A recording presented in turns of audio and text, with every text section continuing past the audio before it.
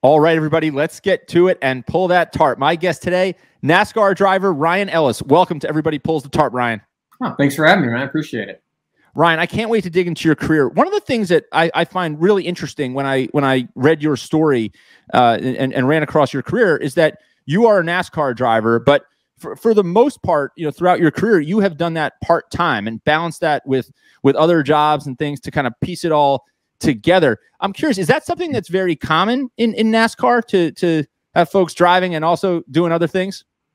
Yes and no. I think there's probably 10% of us maybe that have like a side job. Some of them are like fully dependent on them. Some, they're young kids. They're like 18, 21 years old. Their kids or their parents are still helping them out financially as they're racing on the side. I think I'm the only driver that's ever had like a full-time job, like a 9 to 5. Like I use PTO to go race in the race weekends. But yeah, this is the first year I've ever been able to just like focus only on racing when I wake up from like when I go to sleep. So this is an interesting transitional time for you. You're shifting to essentially almost nearly full time on your racing career. What's been the biggest kind of shift in terms of how you approach things now that you can dedicate almost full time to this? Yeah, it's two big things at the same time.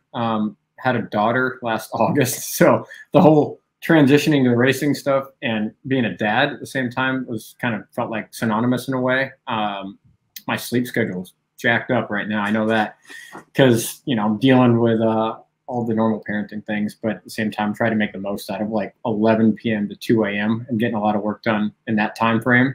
So not on a normal work schedule by any means, but like we've had a lot of traction because pretty much every day of the week, I'm just doing sales, doing sales for our sponsorship stuff and either in meetings or trying to get into meetings. So it's given us a lot of traction, just the ability to work 40 hours a week on it, if not more, on the sales and marketing side.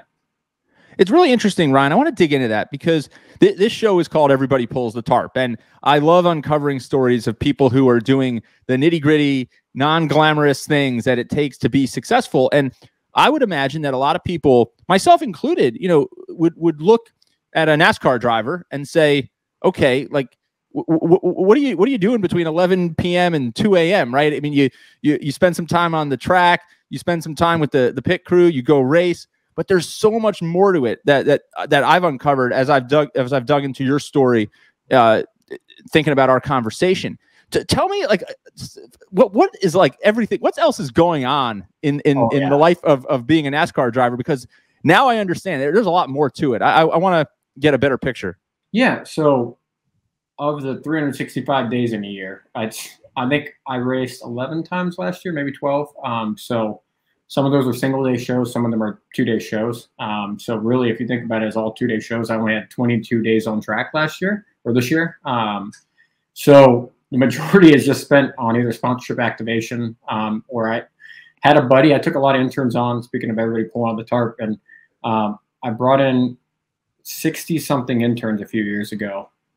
We narrowed it down to like 2 or 3 of them, and 2 really stuck with me. And they're both like on paid commission sponsorship deals now. So I work with these 2 people. One of them invested in a sales software with me.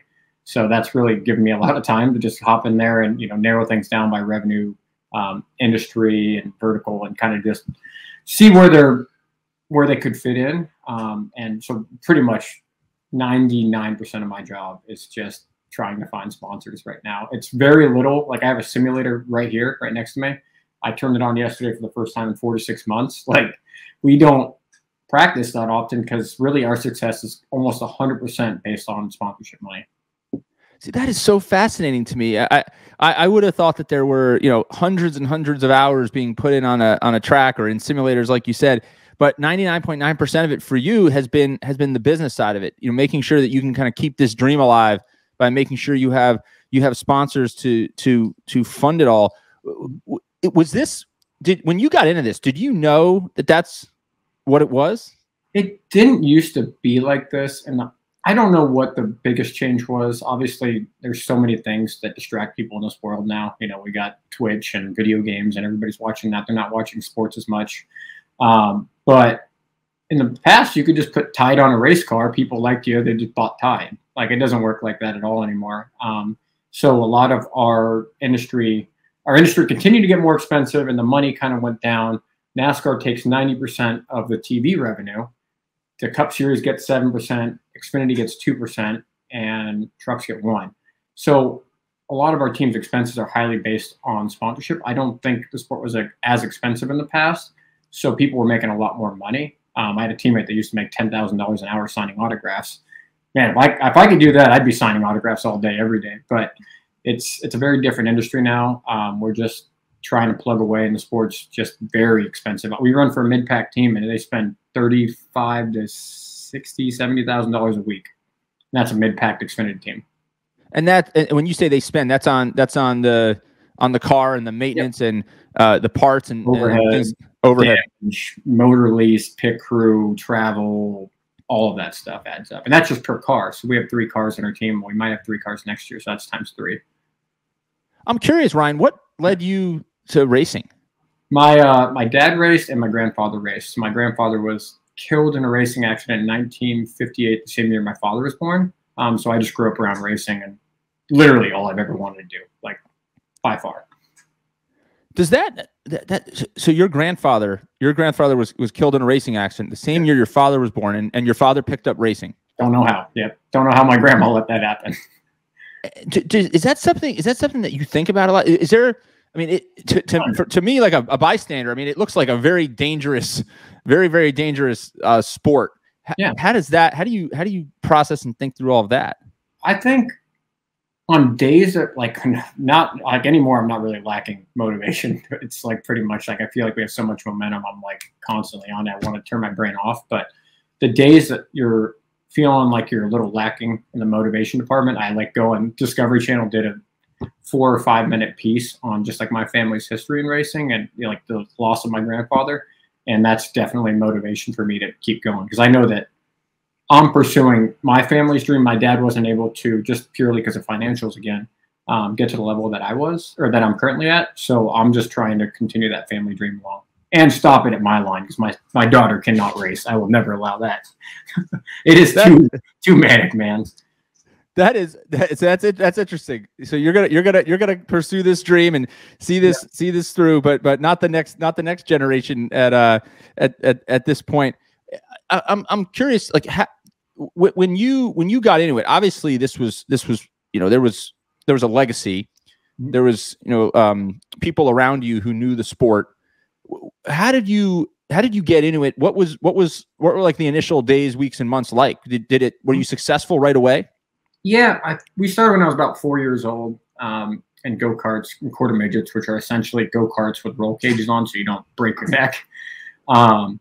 And yeah, we were pretty successful off the bat. There were a lot of guys that I raced against back then that were a couple years older than me, like Justin Allgaier and Reed Sorensen, names that are probably familiar to a lot of people that are watching racing now. And I was competing with them. We finished second and like 4 or 5 times in the national championships to people like that. Never actually won one, so it sucked. But yeah, we were pretty successful. And I was always racing against, like, when I moved to Legends cars when I was 11 years old, you're racing with like full-grown adults, and, you know, they're trying to fight you and stuff, and you don't know how to handle it. It makes you grow up pretty quick. When you think about that, like growing up pretty quick, are there moments that you think back to in particular where you learned really tough lessons, or something really kind of reinforced itself for you? It's a good question. It really is. I don't think I've ever gotten that one. I think the biggest thing I had to struggle with as a kid racing against adults was standing up for myself. And, like, I mean, at the end of the day, it was like calling a bluff, because I'm racing against 40, 50-year-olds and I'm 11. Like, I'm assuming they're not going to punch me in the face. I'm assuming it's not worth it for them. But I had to learn to be aggressive. I was always kind of strategic in a way, and I wanted them to make a mistake to pass them rather than move them out of the way, like actually put a bumper to them. My dad was just like sick of me running second. Like, he knew if I was racing against somebody that was aggressive, I was going to probably lay over. So he was just like, wreck somebody, I don't care. So I eventually just was like, okay, I'm going to go out there and just be aggressive. And with people my age, people a few years older, and like full-grown adults, I just was like, all right, I'm not going to take crap anymore, because they're probably not going to beat me up. And if we do, I'll just shuffle my dad over there. Maybe he'll fight him or something. But it's something that I learned that I think a lot of kids struggle with nowadays, because I don't think they're racing with full-grown adults like I was back 28 years ago. That concept of sticking up for yourself and, you know, being aggressive instead of passive. Have you been able to apply that to other aspects of your life? I still suck at it. I'm still not good at it. Like I'm the worst negotiator in the world. That's why I have a manager. I typically will try, like I'm so enthusiastic and driven to race that I'll often do like bad business deals. Like I was able to bring $400,000 to sponsorship, and I might make like 10K off of it. Like that's my whole earnings off of racing. I'm like, oh, I didn't plan that out very well, but I maximized the racing side. So I've learned how to work around it, and I've gotten better at it, but I don't think I'm ever going to be perfect at standing up for myself. Like if it's a physical altercation, I have no problem with that kind of stuff. But like business, I get worked over pretty good. I'm curious, Ryan. You talked a little bit about some of the ins and outs of the actual racing, and I'm curious, like for somebody like me who's not, you know, I'm not I don't really have a great understanding of NASCAR, and I enjoy watching. You know, my grandfather, you know, was a big fan, and I would watch NASCAR on TV, and still do from time to time. But like, what are some of the little things that are happening on the track, or you know, pre-race that you're thinking about that, you know, may seem like a small thing, but have a big impact on your outcomes? Yeah, I think racing is just so different than other sports. And I can say that because a lot of drivers really just kind of grew up racing. And that's all they know. They might have played a little bit of baseball or a little bit of this. Like I played Little League stuff. I played up till high school in baseball, played ice and inline hockey. I played volleyball for a year, which is weird. But I played a lot of things. I still play beer league like 3 or 4 times a week, hockey. And the racing process is just so much a business. It's only really a sport for 4 to 6 hours, practice, qualifying, and then a 3 to 4 hour race. That even 5 minutes before they say, gentlemen, start your engines, it's like, take this photo, shuffle this person. Hey, make sure the CMO's getting up on the pit stand. Hey, did we put the pit wall banner out? So like I'm managing all of that stuff. And I do a little bit of side work with our team. So like I write the press releases for our other drivers, that when I don't have sponsorship to race, we might have a different driver in that does. So I'll like write their press release, and I mean, literally we're racing tomorrow. Obviously I'm not running, but somebody could text me and be like, hey, I have 2 guests. Can you put them in? So I put in all of our team's pit passes. It's like a very different world. You're not really able to fully focus. Like, you know, you see a football or hockey locker room, they're in their music blasting in their own world in the zone. We're like photos, autographs, introductions, like just constant stuff. And then in the race car, it's just hotter than hell, really. I mean, it's 135 degrees in there. You're wearing a 3 or 4 layer suit. Not a lot of good air, and you're battling with a lot of guys that are maniacs. So it's a tough environment. So when the race gets going, how do you know? You know, do you know pretty quickly that you're going to have a good race, or if it's going to be a challenge? How do you know? I'm a weird case because I suck at qualifying and practice right now. Having taken 4 years off to like pretty much work a day job, I'm not as good off the bat. So I'm not. We might qualify like 30th or 35th, but then we'll go race and be 15th. So it's kind of hard to get a gauge. Our cars, and I think me specifically, I'm a little bit more passive still. So I'm able to make more time as tires fall off and manage that a little bit better. But you can generally get a read just off of practice charts. But the problem in racing is you could feel like you're having a really good car, really good race, and then they're like you're 40th on the charts. You don't really get a good difference or a good gauge of how fast you are without literally having a computer screen say, yeah, you're 7th or 40th. Because sometimes a good lap will feel good. A good lap will feel awful, and an awful lap will feel good. Like, it's so hard to say. I've qualified and been like, dude, that's got to be top 5. And they're like, 35th. What's wrong with the car? You're like, I don't know. It's just not great this weekend. How do you make changes kind of on the run, like mid race? What goes into that? It's a lot of feel. I don't know if there's really any comparisons to other sports in that way, but there's two real conditions. It's loose and tight. Tight means the front end won't turn that much, and then loose means the front end's cutting really, really hard, so the front tires have a lot of grip, and the rear can't keep up. So that's where you see people spinning out. So you're constantly looking at that balance as well as aerodynamic balance. So we pull in like little shims, like a 64th or like a little packer that just basically helps the car get clearance. And we can feel, just based off of experience, if we have maximum aerodynamic grip or if we're lacking a little bit there. So it's a lot of little adjustments, and 90% of the speed, I think, is built at the race shop, as we say, because we can't make a bad setup good in like a 15-minute practice, but we can make an okay setup pretty good. Like you can make a 20% gain, but you're not going to ever beat someone if you're way off when you unload off the trailer. So much of it is really in the pre-race. It happens in the shop. Yep. And we have 6 to 8 employees on our team for a 2-car team, and some of the teams we race against are 300 to 500 people on their team. Wow. So we're talking about, we're talking tarp pullers here. I mean, yeah. And Ryan, as the story goes, and and my listeners, know it, I worked in the minor leagues, and I learned really quickly that the grounds crews in the minor leagues are much smaller than the grounds crews at their major league counterparts. Yeah. And everybody's got to pitch in, CEO, CMO, CFO, and all the interns. And it's something that's really stuck with me throughout my career. And I love working with people that I think of as tarp pullers, people who are just willing to pitch in and do, like you said, you're one day you're racing a car, the next day you're writing a press release for another driver on the team.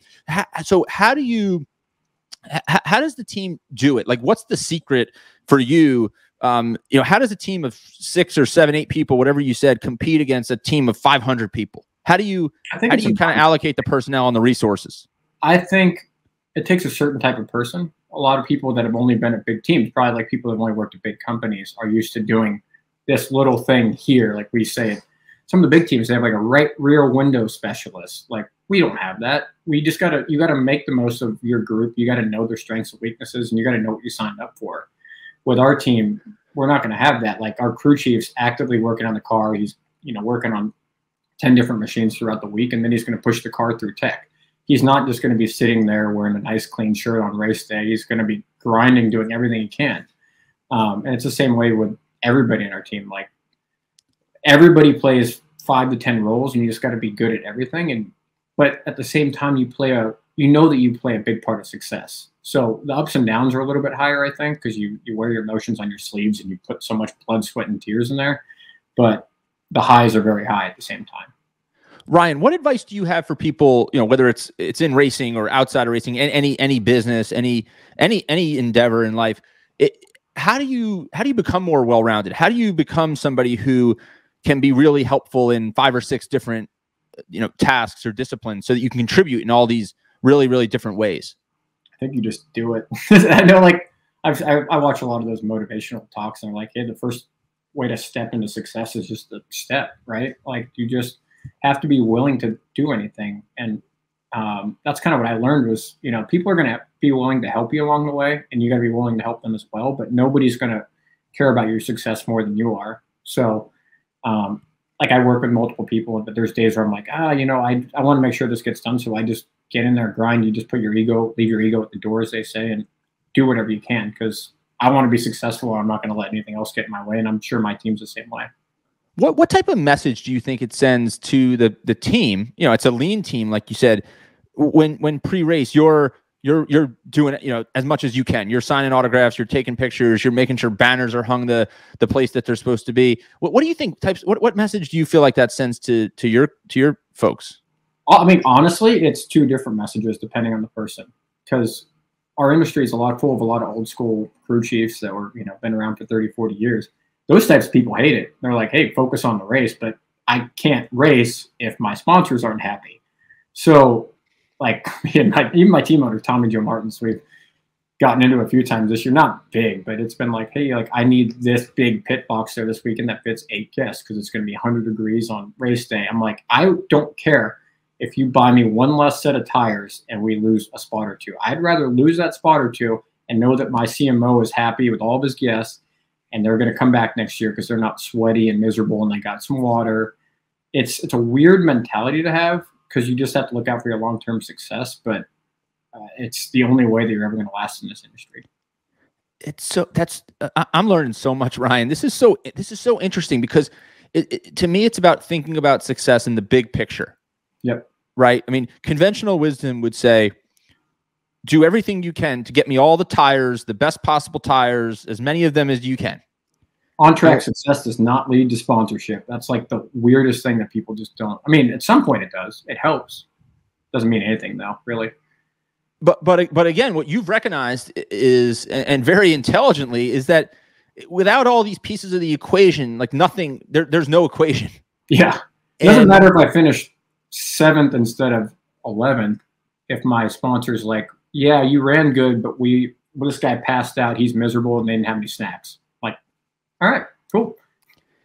Yeah, it's interesting, right? I mean, I've learned throughout my career that everything is a people business. Yep. And obviously you have a product, you have a service, but at the end of the day, it comes down to people and it comes down to relationships. And sometimes these things are hard to teach. It's stuff that's hard to impart on people. And I'm very passionate about it. I'm curious, this relationship oriented side of you. Yep. Where do you think it comes from? Probably just like my mom.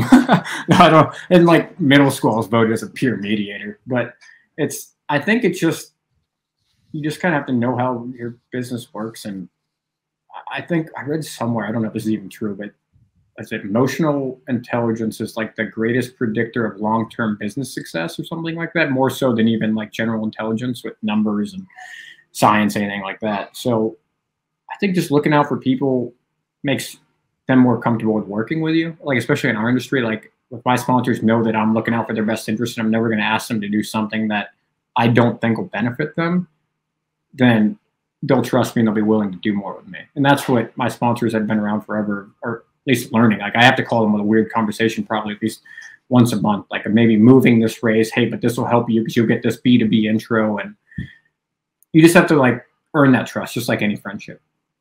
How do you go about earning that trust? Does it just take time? Does it just require you to just keep showing up? Like where do you think that trust comes from that you've been able to build with these longtime sponsors? I think it comes somewhere between, because I mean, our process is like, I reach out to them via email, I ask for a meeting, go to a meeting, blah, blah, blah. Then they come back a week later, we negotiate, sign something, then we work on a car rendering. The process can take anywhere from like 10 days to 10 months. And then after the race, we don't immediately reach out and say, hey, you want to do this race? I think you'll get a lot of attention if you do Daytona. It's okay. Like, what did we succeed at? What did we fail at? What did you like? What did you dislike? Okay, we have these events available. We have some B2B opportunities here. Would you want to explore these? Rather than just like, hey, spend your money. We want $200,000, 10 races. We'd rather them do 5 races and do some like at-track activations, some paid ads, spread their money out. So I think showing that we actually don't want to just be a race car drivers, we want to like treat it like a true marketing program, I guess earns their trust. Ryan, you were talking earlier about your being a new dad and having a young daughter. I have two young daughters. What was that? I said, I don't know if you just heard that, but that was a death scream right in the middle of you saying that. So that was awesome. Hopefully she's okay. Yeah, I've got 2 young daughters, and I think a lot about how important it is to whether you have sons, daughters, lead by example. Yeah. And do things that are going to make your children proud. When they talk about what their parent does and how they go about their business, that they talk about it in a way that would make you proud. Mm-hmm. And I'm curious, before we wrap up, like, have you thought about that? Like, are there 2? What do you want if your daughter could explain to people what her dad does and how he does it? Like, what would you want her to say? When she gets older, I definitely just want her to pursue her dreams. And I think that's like the only example I'm trying to do is just like, hey, don't, if you love something, you care about it, you'll be happier pursuing it than just riding life out and, clocking in, clocking out. I know I could have a much more stable financial life if I were not doing this, but I'm way happier. Like, I took 4 years off, like I said, to just work a normal day job. I was the director of marketing and public relations for a Cup Series team, and I just held Sharpies and scheduled PR meetings and dealt with sponsors for 4 years for other drivers, and you really have to put your ego away. And it reminded me that like I want to just be behind the wheel, and I'm not going to let anything stop me. And I hope that she does that in whatever she does in life. Still hope it's not racing, because I want her to do something. If you're good at it, you're just successful. But it's that's really all I'm hoping she takes away from it. It's hard, man. Like, because as you know, in life, there's so many ups and downs and like little things, and it's hard to not show frustration around a kid. And I know that they are just like constantly soaking everything in, and I deal with that every day for sure. I'm sure you do as well. I do, and I think about that a lot. And you know, it's easy to get high, get kind of like have your highs and have your lows, and but I think it's important to remember that you're somewhere in the middle, right? And look at you. This is how a human acts. Like, I need to do this. You're like, no, don't do this. Don't do what I'm doing.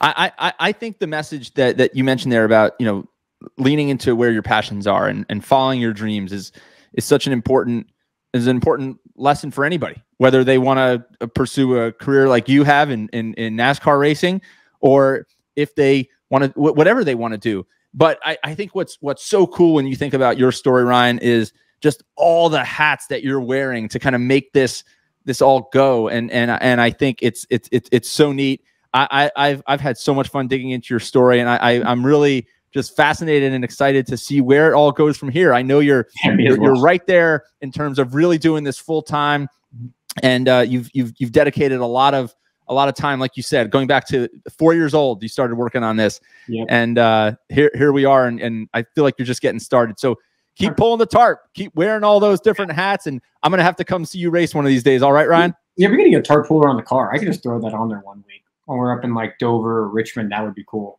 That would be cool. I've got to come and see that, Ryan. That would be a lot of fun. Okay, we can do that for sure. We'll put you on. Ryan, I will be looking forward to that day, and we'll make sure the listeners know when you're racing with the tarp puller on the car. Okay. Thanks so much for pulling the tarp, and I wish you all the best and continued success, Ryan.